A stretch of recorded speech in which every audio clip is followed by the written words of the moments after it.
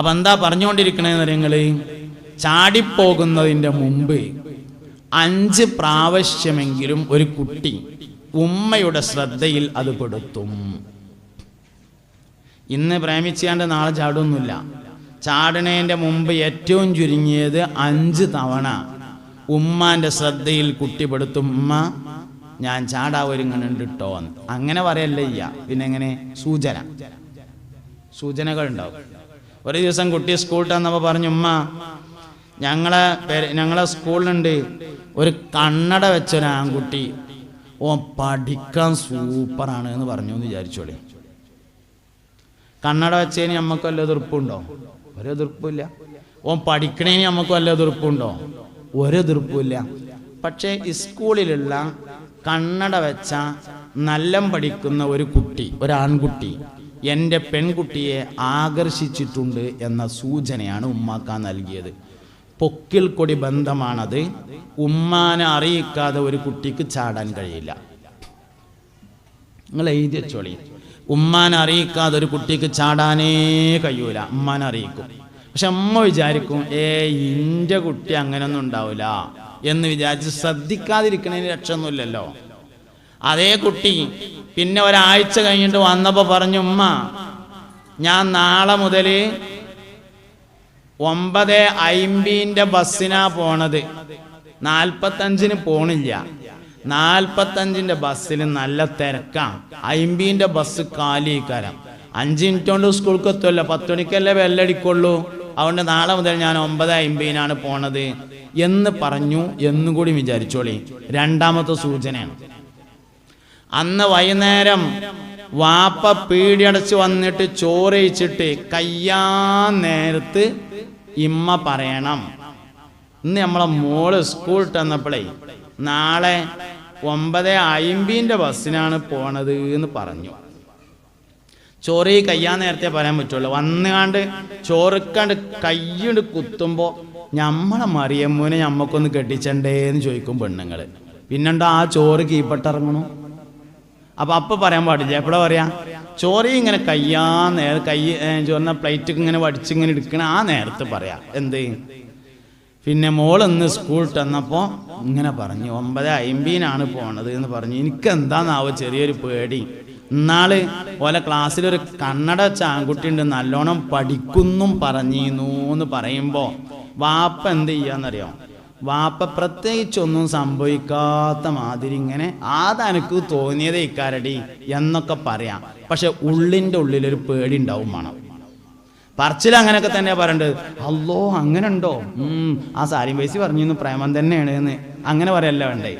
ഒന്നും അറിയാത്ത മാതിരി കാട്ടണം. അതൊന്നും ഉണ്ടാവില്ല, അതെനിക്ക് തോന്നിയതേ ഇക്കാരെന്ന് പറയാം. അതിൻ്റെ പിറ്റേന്ന് മൂപ്പര് കച്ചവടത്തിന് പോവുക, പിറ്റേന്നും പോവുക. 4ാമത്തെ ദിവസം മോള് ബസ് കയറാൻ വേണ്ടിയിട്ട് ബസ് സ്റ്റോപ്പിൽ ഇങ്ങനെ നിൽക്കുമ്പോൾ വാപ്പ കുറച്ച് ഒഴിഞ്ഞിങ്ങനെ നിന്നിട്ടൊന്ന് നോക്കുക. കണ്ണട പഠിക്കണ കുട്ടി നോക്കുക. കാര്യമായിട്ടൊന്നും കാണാനില്ല എന്ന് വിചാരിക്കുക. എന്നാൽ മോള് മുന്നത്തെ ഡോറിൽ കൂടെ ബസ്സിക്കണ് കയറുമ്പോൾ വാപ്പ പിന്നത്തെ ഡോറിൽ കൂടെ ബസ്സിക്കണ് കയറിയിട്ട് 10 ഉറുപ്പ്യം കൊടുത്തുകൊണ്ട് ആ കമ്പിമ തൂങ്ങിക്കാണ്ട് ഒന്നിങ്ങനെ നിൽക്കുക. അപ്പം മൂപ്പരെ മനസ്സിലിങ്ങനെ വേണം ആ കണ്ണടിയും നല്ല പഠിക്കണ കുട്ടിയും എന്നിങ്ങനെ വേണം. വല്ലതുണ്ടോ നോക്കുക. കാരണം അത് 2ാമത്തെ സൂചനയാണ്. ഇങ്ങനെ ചുരുങ്ങിയത് 5 സൂചനയെങ്കിലും ഉമ്മാക്ക് കൊടുക്കും, എന്നിട്ട് ചാടുള്ളൂ. അത് നോക്കാൻ ഒഴിവില്ല. ഞാൻ പിന്നെ എന്താ കേട്ടാ? നോക്കാൻ ഒഴിവ് വേണം, നോക്കാൻ ഒഴിവും വേണം, വാപ്പാനോട് പറയാനുള്ള മനസ്സും വേണം. അങ്ങനെ പറഞ്ഞാൽ പിറ്റേന്ന് കന്നൂട്ടാൻ പോകാതെ കുട്ടി സ്കൂളിൽ പോകുമ്പോൾ ബസ് സ്റ്റോപ്പിലൊന്ന് പോയി നോക്കാനുള്ള മനസ്സും വേണം. എന്നാൽ ഒരു കുഴപ്പമുണ്ടാവില്ല. നമുക്കതൊന്നും ഒഴിവില്ലാതെ പിന്നെ കുട്ടികളെ കുറ്റം പറഞ്ഞിട്ട് എന്താ കാര്യം? ഇപ്പം എല്ലാവരും കുട്ടികളെ കുറ്റം പറയാണ്. കുട്ടികൾക്കല്ലല്ലോ കുഴപ്പമുള്ളത്, വലിയവർക്ക് തന്നെ കുഴപ്പമുള്ളത്. അദബ്, മര്യാദ, ശീലങ്ങൾ ഇതൊക്കെ വാപ്പിയമ്മയും പഠിപ്പിക്കേണ്ട തന്നെയാണ്, വേറെ ആരും പഠിപ്പിക്കേണ്ടതല്ല. തന്നെ 4ാം ക്ലാസ് പഠിക്കണ കുട്ടി സ്കൂളിൽ വന്നിട്ട് തൊട്ടടുത്തിരിക്കണ കുട്ടിനെ 4ാം ക്ലാസ് പഠിക്കുന്ന കുട്ടി സ്കൂളിൽ വന്നിട്ട് തൊട്ടടുത്തിരിക്കണ കുട്ടിനെ തൊട്ടാൽ 7 പ്രാവശ്യം കേൾക്കേണ്ട ഒരു സാധനത്തിൻ്റെ പേരാണ് വിളിച്ചു എന്ന് കരുതിക്കോളി. എവിടുന്ന കിട്ടിയത്? വാപ്പമ്മാനെ വിളിച്ചത്, അല്ലെങ്കിൽ ഉമ്മ വാപ്പാനെ വിളിച്ചത്, അല്ലെങ്കിൽ 2ആളും കൂടി വല്യപ്പാനെ വിളിച്ചത്. അല്ലാതെ എവിടുന്ന് കിട്ടിയത്? മാതാപിതാക്കളുടെ സ്വഭാവം തന്നെയാണ് കുട്ടിയൊക്കെ ഉണ്ടാവുക. റബീഉൽ അവ്വൽ 12-ന് 5ാം ക്ലാസ്സിൽ ഫസ്റ്റ് ക്ലാസ് വാങ്ങിയിട്ട് സ്റ്റേജിന്മ കയറിയിട്ട് കുട്ടി സമ്മാനം വാങ്ങുമ്പോൾ സദസ്സിന്ന് വാപ്പ പറയും, എൻ്റെ ചെറുക്കനാണത്, 3ാമത്തോന് ഹാഷിമ്, ഓൻ പഠിക്കാൻ നല്ല ഉഷാറാണ്, എൻ്റെയൊക്കെ അതേമാതിരി തന്നെയാണ് എന്ന് പറയും. വേണമെങ്കിൽ അതിൻ്റെ ഒരു ഫോട്ടോ എടുത്തെങ്ങാണ്ട് ഫേസ്ബുക്കിൽ പോസ്റ്റും ചെയ്യും. അതേ ചെറുക്കൻ കുരുത്തക്കേട് കാട്ടിയിട്ട് അങ്ങാടിയിൽ നിന്ന് ആൾക്കാരടുത്ത് നിന്ന് പെരടിക്ക് അടി കിട്ടിയാൽ വാപ്പ പറയും, ഓൻ്റെ കൂട്ടുകെട്ടൊക്കെ കേടുവന്നുകൊണ്ട് അങ്ങനെ ആയതാണ് എന്ന്. അല്ല, എൻ്റെ ചെറുക്കനായതുകൊണ്ട് തന്നെയാണ്. റബീഉൽ അവ്വൽ 12-ന് സമ്മാനം വാങ്ങിയത് എൻ്റെ ചെറുക്കനായതുകൊണ്ടാണെങ്കിൽ അങ്ങാടിയിൽ നിന്ന് ആൾക്കാരടുത്ത് നിന്ന് പെരടിക്കടി കിട്ടിയതും എൻ്റെ ചെറുക്കനായത് കൊണ്ട് തന്നെയാകുന്നു. അത് വേക്കാൻ തയ്യാറാണ്. നമ്മൾ മദ്രസയിൽ കുട്ടീനെ ചേർക്കാൻ ചെന്നാലേ, സ്കൂളിൽ കുട്ടീനെ ചേർക്കാൻ ചെന്നാൽ പ്രിൻസിപ്പാള്, പ്രധാനാധ്യാപകൻ, സദറുസ്താദ്, ഹെഡ്മാഷ് ഒരു ഫോം തരും. ആ ഫോമിൽ ഏറ്റവും മേലുണ്ടാവും കുട്ടിയുടെ പേര്, അതിൻ്റെ അപ്പുറത്തുണ്ടാവും വയസ്സ്, അതിൻ്റെ താഴെ ഉണ്ടാവും വീട്ടുപേര്, അതിൻ്റെ താഴെ ഉണ്ടാവും വിലാസം, അതിൻ്റെ താഴെ ഉണ്ടാവും പിതാവിൻ്റെ പേര്, അതിൻ്റെ തൊട്ട് താഴെ ഉണ്ടാവും രക്ഷിതാവിൻ്റെ പേര്. പിതാവായതുകൊണ്ട് രക്ഷിതാവാകൂല, ആവുമെങ്കിൽ 2 കോളം വേണ്ട. ഏത് ഫോമിലല്ലാത്ത ഏത് ഫോമിലും നോക്കിക്കോളി. സ്കൂളിൽ ചേർക്കാൻ ചെന്നാൽ, മദ്രസയിൽ ചേർക്കാൻ ചെന്നാൽ, കോളേജിൽ ചേർക്കാൻ ചെന്നാലുള്ള ഫോമിലുണ്ടാവും പിതാവിൻ്റെ പേര്, അതിൻ്റെ നേരെ അടിയിലുണ്ടാവും രക്ഷിതാവിൻ്റെ പേര്. പിതാവായാൽ പോരാ, രക്ഷിതാവാകണം. പിതാവാകൽ നല്ല രസമുള്ള പരിപാടിയാണ്. രക്ഷിതാവാകാനേ ഓർക്കണ്ട് ഒഴിച്ചേണ്ടി വരും, വെറുതെ നടക്കൂല. പിതാവാകൽ നല്ല രസമാണ്. മൂരിക്ക് വില കുറഞ്ഞ സമയം നോക്കുക. ഇപ്പോൾ കുറച്ച് വില കുറവാണ് ഇത്തരം മൂരിക്ക്. എന്നിട്ട് വാങ്ങിയിട്ട് ചെറിയൊരു മയച്ചാറിലുണ്ടെങ്കിൽ ഉഷാറായി ബിരിയാണി വെച്ചിട്ട് പിതാവാകുക. എന്നിട്ട് ഫോമിൽ എഴുതുക പിതാവിൻ്റെ പേര്. 2ാമത്തെ കോളാണ്ട് എഴുതണമെങ്കിലേ കുറച്ചടങ്ങേറുണ്ടാവും. രക്ഷിതാവിൻ്റെ പേര് എന്നുള്ളിടത്ത് പേരണ്ട് എഴുതണമെങ്കിൽ അത് കുറച്ച് പണിയുള്ള കാര്യമാണ്. നല്ലോണം അധ്വാനം ഉണ്ടായിന്, അതന്നെ ഈ പറഞ്ഞ സംഗതി. അതുകൊണ്ട് നല്ലോണം നമ്മൾ ശ്രദ്ധിക്കണം കാര്യങ്ങൾ. അവനവൻ്റെ മക്കളെ നോക്കാൻ അവനാ മാത്രമേ ഉള്ളൂ, വേറെ ആരും ഇല്ല എന്ന തിരിച്ചറിവ് നമുക്കുണ്ടായിരിക്കണം. ഇതന്നെ സംഗതി. കുട്ടികളുടെ ഈമാൻ ശരിയാക്കി കൊടുക്കണം, കുട്ടികളുടെ വിദ്യാഭ്യാസം ശരിയാക്കി കൊടുക്കണം, കുട്ടികളുടെ സ്വഭാവം ശരിയാക്കി കൊടുക്കണം. എങ്ങനെ സ്വഭാവം ശരിയാക്കൽ? മാതാപിതാക്കളുടെ സ്വഭാവം ശരിയാവുമ്പോൾ കുട്ടികളുടെ സ്വഭാവം ശരിയാവും. ഇതിപ്പോൾ വാപ്പയമ്മയും കുട്ടികളെ പഠിപ്പിച്ചിക്കാണ്. നമ്മൾ പാരമ്പര്യമായിട്ട് കുറച്ച് ദേഷ്യമുള്ള ആൾക്കാരാണ്, അതുകൊണ്ട് കുറച്ച് ഗൗരവത്തിലാണ് പറഞ്ഞോളൂണ്ടു. ദേഷ്യം പെടണം എന്ന് കുട്ടികളെ പഠിപ്പിക്കുക വാപ്പ. ഒരു മനുഷ്യൻ്റെ ശരീരത്തിൽ ചെയ്ത്താൻ കയറുകയാണെങ്കിൽ ആദ്യം ദേഷ്യത്തിൻ്റെ രൂപത്തിലാണ് കയറുക. അത് വാപ്പ പഠിപ്പിക്കുകയാണ്. നമ്മൾ പാരമ്പര്യമായിട്ട് തന്നെ കുറച്ച് ദേഷ്യമുള്ള ആൾക്കാരാണ്, അതുകൊണ്ട് കുറച്ച് ഉറക്കാണ് പറഞ്ഞോളൂണ്ടു. അല്ലെങ്കിലോ കാണുന്ന നാട്ടുകാരെ മേക്കെട്ട് കയറിയിട്ട് അവസാനം അതിനക്ക് പ്രഷർ കൂടിയതുകൊണ്ടായിരുന്നു. പ്രഷറിൻ്റെ ബുക്കുകൾ കുറേ ഞാൻ നോക്കിയിട്ടുണ്ട്, യൂട്യൂബിലൊക്കെ നോക്കി. പ്രഷർ കയറിയാൽ ആൾക്കാരെ പെരടിക്ക് കയറുമോയെന്ന് ഇതുവരെ എവിടെയും കണ്ടിട്ടില്ല. അതിന് ഗുളികൻ കുടിച്ചാളി, ഒരു നേരം കൊണ്ട് ശരിയാണില്ലെങ്കിൽ 2 നേരം കുടിച്ചോളി. പ്രഷറിൻ്റെ പേരും പറഞ്ഞാണ്ട് ആൾക്കാരെ മേക്കെട്ട് കയറാൻ നിൽക്കണ്ട. ദേഷ്യം മക്കളെ പഠിപ്പിക്കാൻ പാടില്ല.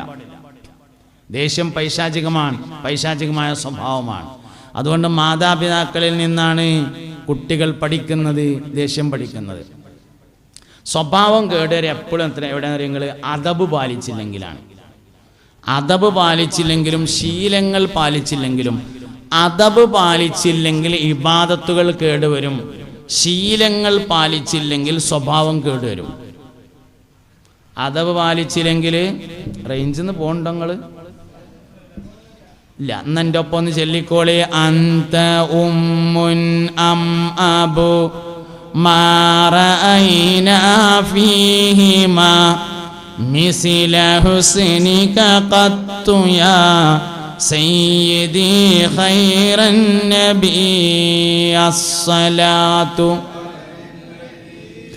വസ്സലാമു അലർ റസൂൽ الشفيع الأبطحي والحبيب الأربي ارتكبت على الخطا غير حصر وعدد لك أشكو فيا سيدي خير النبي الصلاة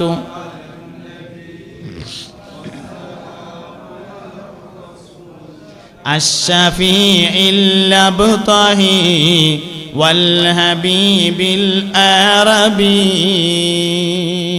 സ്വഭാവം ശരിയാക്കുക. എങ്ങനെ സ്വഭാവം ശരിയാക്കുക? വാപ്പാൻ്റെയും ഉമ്മാൻ്റെയും സ്വഭാവം ശരിയാകുമ്പോൾ തന്നെ നമുക്കൊരു 3 സെൻറ്റ് സ്ഥലവും അതിൽ ചെറിയൊരു പേരയെ കൂടി ആയി വന്നപ്പോഴേക്ക് രാവിലെയും ഉച്ചക്കും വൈകുന്നേരം തറവാട്ടിലുള്ള ഉമ്മാൻ്റെയും വാപ്പാൻ്റെയും കുറ്റം പറഞ്ഞങ്ങാണ്ടിരുന്നാൽ അതേ കുട്ടികൾ പഠിക്കുള്ളൂ. കുട്ടികളുടെ സ്വഭാവം കേടെടുത്തുന്നത് വാപ്പിയും തന്നെയാണ് ഉമ്മയും തന്നെയാണ്, വേറെ ആരുമല്ല. ബ്ലാക്ക് മെയിൽ ചെയ്യാൻ വേണ്ടി കുട്ടികളെ പഠിപ്പിക്കുന്നത് ഉമ്മയാണ് എന്നാണ്. ബ്ലാക്ക് മെയിൽ ചെയ്യാൻ വേണ്ടി പഠിപ്പിക്കുക. അങ്ങനെ നിങ്ങൾ വാപ്പാൻ്റെ കീശേന്ന് 100 ഉറുപ്പിക എടുത്തു, അത് കുട്ടി കണ്ടു. കുറച്ച് കഴിഞ്ഞപ്പോൾ കുട്ടി ചോദിച്ചു, ഉമ്മ കുട്ടികളൊക്കെ നല്ല ശ്രദ്ധിക്കുന്നുണ്ട്, അവർക്കെന്താ വേറെ പണിയൊന്നുമില്ലേ? ഉമ്മ നല്ല ശ്രദ്ധിക്കും കുട്ടികളെ, ഇതുവരെ കഴിച്ചിരുന്നവരൊക്കെ അതപ്പം നോക്കിക്കണം. അള്ളാഹു നമ്മളെ കുട്ടികളൊക്കെ സ്വാലിഹ്യങ്ങളിൽ പെടുത്തട്ടെ, അവരൊക്കെ മുത്തഖീങ്ങളാക്കട്ടെ, ദുനിയാവിൽ ആഖിറത്തിൽ നമുക്ക് ഉപകാരമുള്ള മക്കളാക്കി തരട്ടെ. ആമീൻ. അപ്പം എന്താ പറഞ്ഞാൽ നിങ്ങൾ ഒരൊക്കെ ഒന്നുകൂടി ചൊല്ലിക്കാണി. അന്ത മുൻജീനാ ഗദൻ മിൻ ശഫാഅതിക الصفا من لنا مثلك يا سيدي خير النبي الصلاة والسلام على الرسول الشفيع الأبطحي والحبيب العربي. പാപ്പാൻ്റെ കീശയിൽ 100 ഉറുപ്പിക എടുത്തു, അത് കുട്ടി കണ്ടു. കുറച്ച് കഴിഞ്ഞപ്പോൾ കുട്ടി ചോദിച്ചു, ഉമ്മ ഐസ്ക്രീം വാങ്ങാൻ 10 ഉറുപ്പിക വേണമെന്ന് പറഞ്ഞു. അപ്പം അമ്മ പറഞ്ഞു തരൂല എന്ന് പറഞ്ഞപ്പോൾ അമ്മ പറഞ്ഞു എന്നാ അപ്പാൻ്റെ കീശേന്ന് പറഞ്ഞപ്പോൾ 10 ഉറുപ്പിക കൊടുത്ത് കൊണ്ടുപോയി തിന്നട ഐസ്ക്രീം പണ്ടാറക്കാൻ പറഞ്ഞാണ് കൊടുത്തു. ഇതിൻ്റെ പേരാണ് ബ്ലാക്ക് മെയിലിംഗ് എന്ന് പറഞ്ഞത്. ആരെ പഠിപ്പിച്ചത്? ഉമ്മ. 100 ഉറുപ്പിക എടുക്കേണ്ടി വരും കേട്ടോ, അല്ലാതെ എന്നെ പോലത്തെ ആൾക്കാരൊന്നും കിട്ടൂല, എടുക്കാതെ കൊടുക്കൂല. കാരണം കൊടുക്കുമ്പോൾ കൈ വറക്കും. ഇങ്ങോട്ട് മേടിക്കാൻ വളരെ ഉഷാറായിക്കാരം. എന്തെങ്കിലും ആവശ്യം വരുമ്പോൾ എൻ്റെ അടുത്ത് എടുത്തുവെച്ച് എന്തെങ്കിലും ഉണ്ടോ, അത് നല്ല ഉഷാറായിക്കാരം. പക്ഷെ അങ്ങോട്ട് കൊടുക്കൂല. അപ്പോൾ അതുകൊണ്ട് എടുക്കേണ്ടി വരും. എടുത്താൽ എന്ത് വേണമെന്നറിയാം നിങ്ങൾ? പിറ്റേ ദിവസം രാവിലെ തുണിക്കുപ്പായൊക്കെ എടുത്ത് കുപ്പായൊക്കെ ഇട്ടുങ്ങാണ്ട് മൂപ്പര് പോണ നേരത്ത് കുട്ടി കേൾക്കുന്ന തരത്തിൽ പുതിയാപ്പണ്ണോട് പറയണം, നിങ്ങൾ പോവുക, ഞാൻ നിങ്ങളെ കീശയിൽ ഇന്നലെ 100 ഉറുപ്പിക എടുത്തിട്ടുണ്ട് കേട്ടോ. അപ്പോൾ അത് കുട്ടി കേൾക്കുമ്പോൾ മനസ്സിലായി കട്ടതല്ലല്ലേ, അങ്ങനെ ചെയ്യണം. അല്ലാതെ അല്ലെങ്കിൽ കുട്ടികൾക്ക് മോശമായത് പഠിക്കും. ഉമ്മയും ബാപ്പിയും തന്നെയാണ് മോശപ്പെട്ട സ്വഭാവം പഠിപ്പിക്കുന്നത്, വേറെ ആരുമല്ല. മാതാപിതാക്കളുടെ സ്വഭാവം എന്താണോ അതാണ് മക്കൾക്കുണ്ടാകുക. അൽ വലതു സിറു അബിഹി എന്നാണ്. മകൻ വാപ്പാന്റെ രഹസ്യമാകുന്നു എന്നാണ്. വാപ്പ സ്വകാര്യത്തിൽ ചെയ്യുന്നത് മകൻ പരസ്യമായി ചെയ്യും. വാപ്പ സ്വകാര്യത്തിൽ ആരും കാണാതെ ചെയ്യുന്നത് മകൻ പരസ്യമായി ചെയ്യും. കുറ്റിപ്പുറത്തിൻ്റെ അടുത്ത് ഒരു ഉമ്മമാരുടെ സംഗമത്തിന് പോയി ഞാൻ അടുത്തൊരു ദിവസം. അപ്പോൾ ഒരു ഓഡിറ്റോറിയം നിറയെ ഉമ്മമാരാണ്. അപ്പോൾ ഞാൻ അവിടുത്തെ സംഘാടകരോട് ചോദിച്ചു, എന്താ ഇപ്പം ഉമ്മാരെ മാത്രം ഇങ്ങനെ വിളിച്ചിട്ടുള്ള എന്താ സംഭവം എന്ന് ചോദിച്ചു. അതിൽ പറഞ്ഞു, നഴ്സറിയിൽ പഠിക്കുന്ന കുട്ടിയെ LPയിൽ പഠിക്കുന്ന കുട്ടി വേണ്ടാത്തത് ചെയ്യാൻ വേണ്ടി ശ്രമിച്ചു. അപ്പം ഉമ്മാരൊന്ന് വിളിച്ചു കൂട്ടിയാണ്ടൊന്ന് പറഞ്ഞു കൊടുക്കാനാണ്. അന്വേഷിച്ച് നോക്കുമ്പോൾ എന്താ സംഭവം എന്നറിയാം നിങ്ങൾ? കുട്ടി ഉറങ്ങിയെന്ന് കരുതിയിട്ട് മൊബൈലുമ്പോൾ കളിച്ചത് കുട്ടി സ്ഥിരമായിട്ട് കാണലുണ്ട്. അതാണ് കുട്ടി ഉറങ്ങാൻ കടന്നു. വാപ്പ കുറച്ച് നേരം വൈകിയിട്ടാണ് വരിക. വാപ്പ കുറച്ച് നേരം വൈകിയിട്ട് ഇങ്ങനെ വന്നിട്ട് ചോദിക്കും, നമ്മളെ കുഞ്ഞുട്ടി ഉറങ്ങിയോ എന്ന് ചോദിക്കും. അപ്പം അമ്മ പറഞ്ഞു ആ ഉറങ്ങിയെന്ന് പറയും. അങ്ങനെ അമ്മ ഉറങ്ങിയെന്ന് പറഞ്ഞാൽ ഉറങ്ങിയിട്ടില്ലെങ്കിലും ഉറങ്ങിയ മാതിരി കിടക്കും. അത് കുട്ടികളുടെ ഒരു മനഃശാസ്ത്രമാണ്.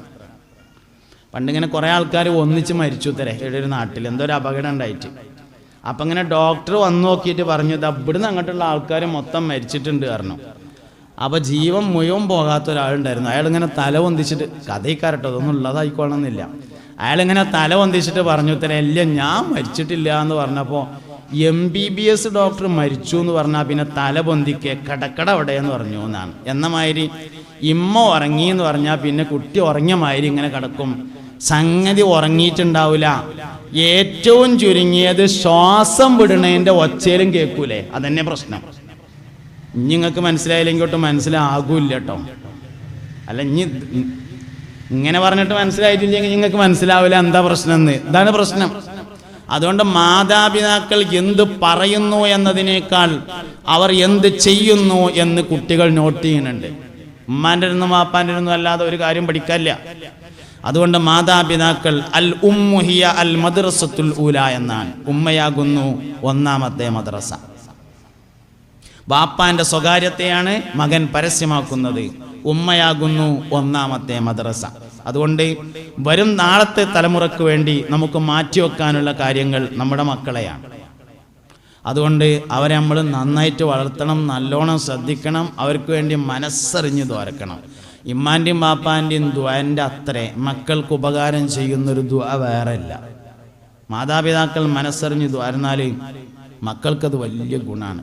ബഹുമാനപ്പെട്ട മുഹമ്മദ് ബിൻ ഇസ്മായിൽ അൽ ബുഖാരി റളിയല്ലാഹു അൻഹു മഹാനവർക്ക് ലഭിച്ചത് തൻ്റെ ഉമ്മയുടെ ദുആയായിരുന്നു എന്നാണ്. മൂപ്പരെ വാപ്പ ചെറുപ്പത്തിൽ മരിച്ചിട്ടുണ്ട്, ഉമ്മ ദ്വാരുന്നു.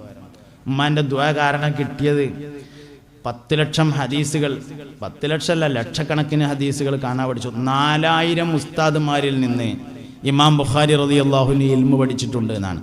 4000 ഉസ്താദുമാർ. ഞമ്മക്ക് മര്യാദക്ക് 4 ഉസ്താദുമാരുണ്ടോ എന്നിട്ടല്ലേ? നമ്മൾ തമ്മ് തെറ്റിയാൽ 2 ചോദ്യം ചോദിക്കുക. ഒന്ന് ബുഖാരിയിലുണ്ടോയെന്നാണ് ചോദിക്കുക. ആൾക്കാർ തമ്മ് തെറ്റിയാൽ ചോദിക്കണ പ്രധാനപ്പെട്ട 2 ചോദ്യങ്ങളാണ്. ഒന്ന് ബുഖാരിയിലുണ്ടോ എന്നാണ് അതിലത്തെ ഒരു ചോദ്യം. ഈ ബുഖാരി എന്തുകൊണ്ടാണ് നമ്മൾ തമ്മ് തെറ്റുമ്പോൾ ബുഖാരിയിലുണ്ടോ എന്ന് ചോദിക്കാൻ കാരണം ഇമാം ബുഖാരി അത്രയും പ്രാധാന്യമറിയിക്കുന്ന ഒരു മനുഷ്യനാണ് എന്നുള്ളതാണ് ആ ചോദിക്കണതിൻ്റെ കാരണം. അതുകൊണ്ട് ഇമാം ബുഖാരി റളിയല്ലാഹു അൻഹു 4000 ഉസ്താദുമാരുണ്ടായിരുന്നു. ഉമ്മാൻ്റെ ദുആയാണ് അതിൻ്റെ പിന്നിലെ രഹസ്യം. സഹീഹുൽ ബുഖാരിയുടെ രചന പൂർത്തിയാക്കിയതിന് ശേഷം മഹാനവറുകൾ അതിൻ്റെ പ്രകാശനത്തിന് വേണ്ടി മദീനയിലേക്ക് പോയി. മുത്തുനബി സല്ലല്ലാഹു അലൈഹി വസല്ലമ തങ്ങൾ ഉറക്കത്തിൽ വന്നിട്ട് ഇന്നണ്ട് വിളിക്കുമ്പോൾ ബുഖാരി ഏറ്റ് റൗദ ഷരീഫിൽ കയറി ചെല്ലണം. അതാണ് പ്രകാശനമായി തീരുമാനിച്ചത്. അങ്ങനെ ഇമാം ബുഖാരി റളിയല്ലാഹു അൻഹു മദീനയിൽ ചെന്ന് റൗദയുടെ പുറത്തൊരു സ്ഥലത്ത് നിന്നു. പക്ഷേ നബി തങ്ങൾ വിളിച്ചില്ല സല്ലല്ലാഹു അലൈഹി വസല്ലം. ദിവസങ്ങളോളം നിന്നു. അവസാനം വിളിച്ചിട്ടേ പോകുള്ളൂ എന്നുള്ള വാശിയായി മുസ്തഫ നബി സല്ലല്ലാഹു അലൈഹി വസല്ലം ഒരു ദിവസം ഉറക്കത്തിൽ വന്നിട്ട് പറഞ്ഞു, എന്നാൽ നിങ്ങൾ പോന്നാളി പറഞ്ഞു. അപ്പോൾ സഹീഹുൽ ബുഖാരി ഇങ്ങനെ നെഞ്ചോട് ചേർത്ത് പിടിച്ചിട്ട് മഹാനവറുകൾ റൗദ ഷരീഫിലേക്കാണ് കയറിയതായിരുന്നു ബുഖാരിയുടെ പ്രകാശനം എന്ന് പറഞ്ഞത്. ഇമാം ബുഖാരി റളിയല്ലാഹു അൻഹു അന്ന് നിന്ന സ്ഥലത്ത് സൗദി ഗവൺമെൻറ് പിൽക്കാലത്ത് ഒരു പള്ളി ഉണ്ടാക്കി. മസ്ജിദുൽ ബുഖാരി എന്ന പേരിൽ ആ പള്ളി അറിയപ്പെടുന്നു. എന്താ വിഷയം? ഉമ്മാൻ്റെ ദുആയാണ് അതിൻ്റെ പിന്നിൽ രഹസ്യം. അതുകൊണ്ട് ഉമ്മാര് ബാപ്പാര് നല്ലോണം മനസ്സറിഞ്ഞ് മക്കൾക്ക് വേണ്ടി ദുആ ചെയ്യുക. അടുത്ത തലമുറകൾക്ക് വേണ്ടി നമ്മൾ കാര്യമായി സൂക്ഷിച്ചു വെക്കുക. വളർന്നു വരുന്ന മക്കളെ അദബും ബഹുമാനവും മര്യാദയും നല്ല നല്ല ശീലങ്ങളും നമ്മൾ പഠിപ്പിക്കുക. ഓല് നല്ലവരാണ്, ഓല് മോശമൊന്നുമല്ല. കുട്ടികളൊക്കെ മോശമാണ്, ചെറുപ്പക്കാരൊക്കെ മോശമാണെന്ന് നമുക്ക് വെറുതെ തോന്നുക. റമദാൻ മാസം ആയാൽ അങ്ങാടിയിലെ പള്ളിയിൽ ഹൗലുക്ക് വെള്ളം അടിച്ചാലും തികയാത്തത് വയസ്സന്മാർ നിൽക്കരിച്ചിട്ടൊന്നുമല്ല, കുട്ടികൾ നിൽക്കരിച്ചിട്ട് തന്നെയാണ്. അതുകൊണ്ട് ഓല് മോശക്കാരല്ല, അവർ നല്ലവരാണ്. അവരെ ഉൾക്കൊള്ളാനും വിഷയങ്ങളിലേക്കൊക്കെ കൂടുതൽ അടുപ്പിക്കാനും അങ്ങനെ വലുതാക്കി കൊണ്ടുവരാനും എല്ലാ നന്മകളിലും അവരെ പങ്കു ചേർക്കാനും നമുക്ക് കഴിയുകയാണ് വേണ്ടത്. അല്ലാഹു റബ്ബുൽ ഇസ്സത്ത് അങ്ങനെ മുത്തഖീങ്ങളിൽ സ്വാലിഹീങ്ങളിൽ നമ്മളെയും നമ്മുടെ മക്കൾ, ബന്ധുക്കൾ, വേണ്ടപ്പെട്ടവർ എല്ലാവരെയും ഉൾപ്പെടുത്തട്ടെ.